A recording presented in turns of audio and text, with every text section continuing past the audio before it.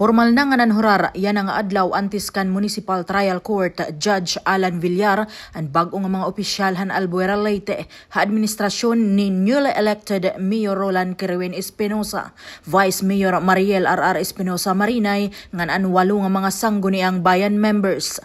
Ginbuhat ang seremonyas sa Suludan Municipal Town Hall kanina. Unod han mensahe ni Mayor Espinosa ha iya inaugural speech ang pag-aghat sa mga mulupyuhan bungto ang pagkaurusa ila binaadto ng mga bag-o nga mga opisyal. Para ra sa kalambuan o kausaban o pagserbisyo na tinud-anay nga walay labot ang pamulitika. Para sa kayuhan sa atong lungsod, ang atong buhaton o manghinaot ko mga barangay officials na aninyo ang kasulbaran sa dako natong problema.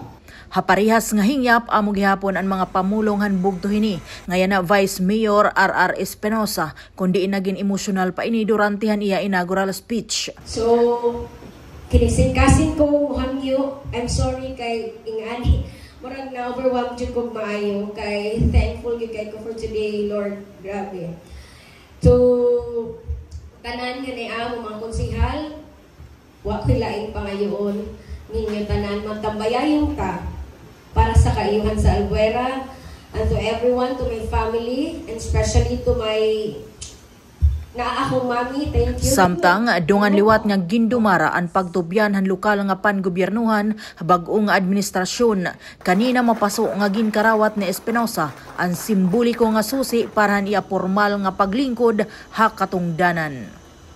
Para han balita nga waray gidadapigan, balanse ngan ugop ha kamatuuran. Maria Arlene Gabon, Eastern Visayas Journal, Albuera Leyte.